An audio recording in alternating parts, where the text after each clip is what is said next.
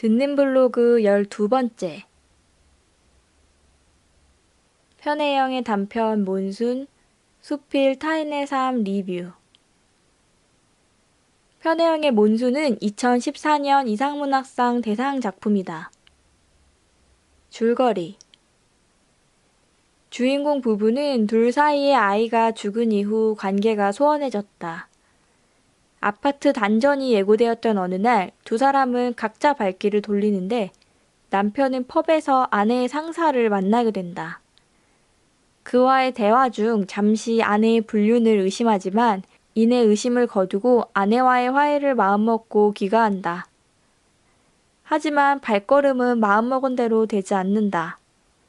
단전이 되어 어두운 아파트 단지, 집에 들어가는 것을 망설이는 그의 모습 앞으로 아파트 불빛이 깜빡이기 시작한다. 리뷰. 필체도 내용도 크게 매력적이지 않았던 작품. 심지어 표절 논란도 있었다. 나는 표절 혹은 그 논란에 있어 매우 엄격하다. 어디에선가 들은 이후 든 생각인데 라며 내가 들려준 이야기를 내 앞에서 줄줄 읊던 누군가가 있었다. 내가 한 이야기라는 걸 까맣게 잊어버렸기 때문에 내 앞에서 투명하게 말할 수 있었던 것을 생각해보면 표절 의혹 당사자의 결코 아니다는 정녕 믿을 수 없는 말이다. 알게 모르게 영향을 받았을 거란 얘기다. 그래서 몬순에 이어 수록된 자선 대표작은 자연스럽게 건너뛰게 되었지만 문학적 자서전, 이게 구체적으로 무엇을 뜻하는진 모르겠으나 당선 작가의 수필로 알고 있다. 문학적 자서전 타인의 삶은 울림이 무척 큰 글이었다. 가구주택 총조사 아르바이트를 했던 작가의 학창시절 일부를 떠올린 글인데 함께 아르바이트를 하던 친구가 자신의 집을 조사하게 되었다고 한다. 아른치 않은 친구의 모습에 내가 아는 것은 모두 아는 게 아닐 것이라는 생각을 하게 되었고 소설을 통해 뻔한 시야에서 벗어나려 했다는 고백이었다. 신기하다. 너희 집이 이렇구나. 이제 좀 알겠다. 친구가 자랑하듯 말했다. 다정하게 웃기까지 했다. 나도 따라 웃었지만 자리로 돌아오자 무척 화가 났다. 친구는 뭘 안다고 생각한 걸까? 가지고 있는 텔레비전의 크기나 집의 평수, 화장실 개수 같은 것을 통해서 뭘 안 것일까?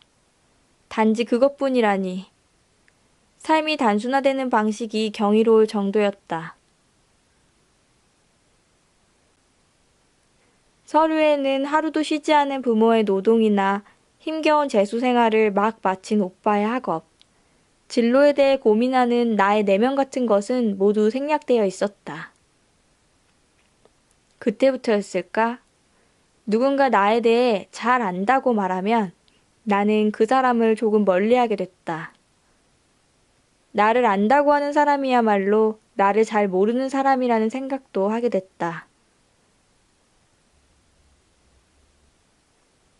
나에게 소설이 발생한 최초의 지점을 꼽으라면, 만약 그런 것이 가능하다면 나는 그 공무원 책상을 선택할 수도 있겠다.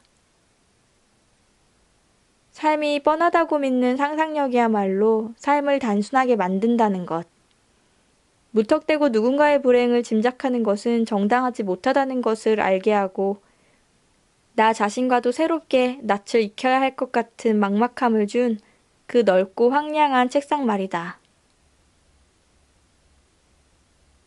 그렇다고 누구나 소설을 쓰는 건 아니라고 한다면 나는 이렇게 대답할 수도 있겠다. 나는 그 각각의 단순치 않은 삶을 상상해보는 것으로, 웅크린 이야기를 떠올려보는 것으로, 잘 모르는 사람에 대해 생각하고 물끄러미 바라보는 것으로 삶을 고통스럽게 만드는 뻔한 상상으로부터 벗어나는 것으로 그 막막함을 조금 덜 수 있었다고. 멋대로 재단당했던 자신의 경험에서 누군가의 보이지 않는 부분을 상상하는 것이 자신의 문학적 삶의 토대가 되었다는 글. 소설 창작을 고통을 벗어나는 과정으로 이야기한 부분도 인상 깊었다. 나를 울컥하게 만든 한 문장. 서류에는 하루도 쉬지 않은 부모의 노동이나 힘겨운 재수 생활을 막 마친 오빠의 학업, 진로에 대해 고민하는 나의 내면 같은 것은 모두 생략되어 있었다. 이는 다른 이의 시야에서 보이지 않는 웅크린 이야기였고, 작가가 훌륭한 문장으로 만들어 들려주었다.